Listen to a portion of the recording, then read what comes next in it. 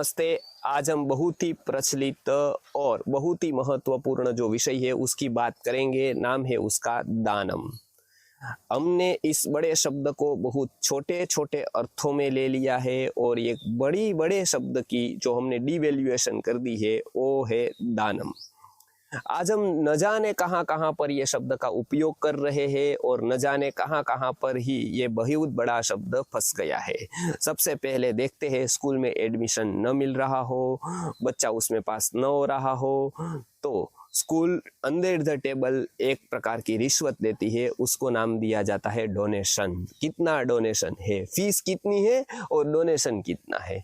Fees legally हो गई, table के ऊपर की हो गई, और टेबल के अंदर से जो दिया जाता है उसको एक बहुत अच्छा शब्द दिया जाता है, जबकि वो दान नहीं है तो उसको दान कहा जाता है। वास्तविक उसका अर्थ रिश्वत होता है। तो रिश्वत के अर्थ में एक शब्द प्रयुक्त होता है जिसको आज लोग डोनेशन या दान कहते हैं।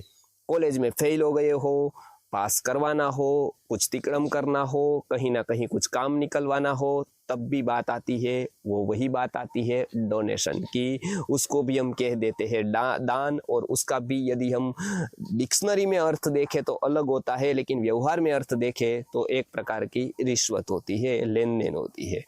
आगे चलते हैं, जीवन का बहुत महत्वपूर्ण प्रसंग शादी, वो भी 15-20 जगह देखते हैं, उसके बाद एक जगह सेटिंग करते हैं, लेन देन का पूरा ब्यौरा बनाते हैं, धंधादारी सब बातें करते हैं, एक दूसरे बहुत ही हिसाब किताब के साथ जुड़ते हैं, और उसके बाद जो शादी होती है उसमें नाम दिया जाता है कन्यादान।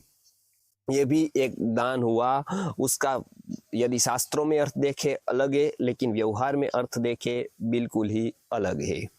आगे इलेक्शन आ जाते हैं बार बार लोकशाही में, और हर एक लोग कैंडिडेट्स जो पॉलिटिशियन है वो अनेक जगह पर निकल जाते हैं। जो कभी बाहर नहीं निकलते हैं वो अब रोड पर आ जाते हैं, शो करते हैं, और आपको ये बहुत ही अच्छे तरह से समझाते हैं। वो भी एक प्रकार के दान के विषय में होता है, उसका नाम है मतदान, और उसको वो पवित्र कर्तव्य बताते हैं, और वो भी जो मांगते हैं उसका एक बहुत बड़ा नाम देते हैं, उसका नाम है दान।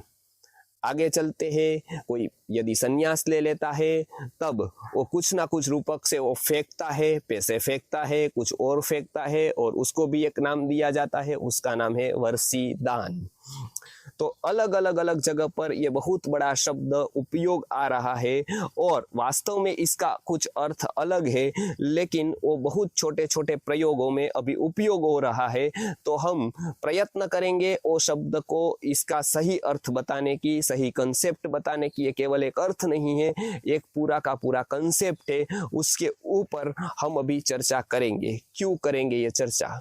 क्योंकि ये बहुत ही समझना जरूरी है, क्योंकि आदान और प्रदान के बिना कभी हमारा जीवन चलता नहीं है। दान जीवन का एक हिस्सा है, और वो जितना हम ज्यादा समझेंगे उतना ही हम उसको अच्छी तरह से कर पाएंगे, उसको न्याय दे पाएंगे। इसके लिए अभी हम जो शुरू कर रहे हैं वो एक समझ के साथ एक सीरीज शुरू कर रहे हैं, वो है दानम की। शास्त्रों में, खास करके भारतीय शास्त्रों में, रामायण, महाभारत, उपनिषद, वेदों में जो दान की परिभाषा बताई गई है, जो ये कंसेप्ट बताया गया है, अर्थ बताया गया है, उसके ऊपर हम आज देखेंगे, और उससे अभी के दान की कंपेयर करेंगे कि जो अभी कहा और किया जाता है वो क्या है, और वास्तविक मूल रूप उसका क्या है।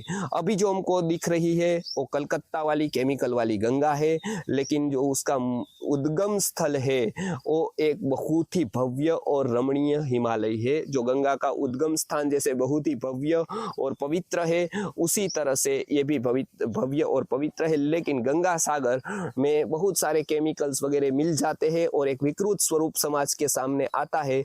उसी तरह से दान की कल्पना, दान का कंसेप्ट, दान की अवधारणा बहुत ही भव्य और दिव्य है। उससे पूरे समाज का और मानवीय का निर्माण होता है, लेकिन अब जो हमको नजर में आता है, अब जो हम देखते हैं वो एकदम विकृत बन गया है। तो उसको प्राकृत और संस्कृत रूप उसका क्या है, उसके बारे में हम बताने का प्रयास करते हैं, और देखते जाते हैं एक कंसेप्ट को, उसका हम विश्लेषण करते जाएंगे। नमस्कार।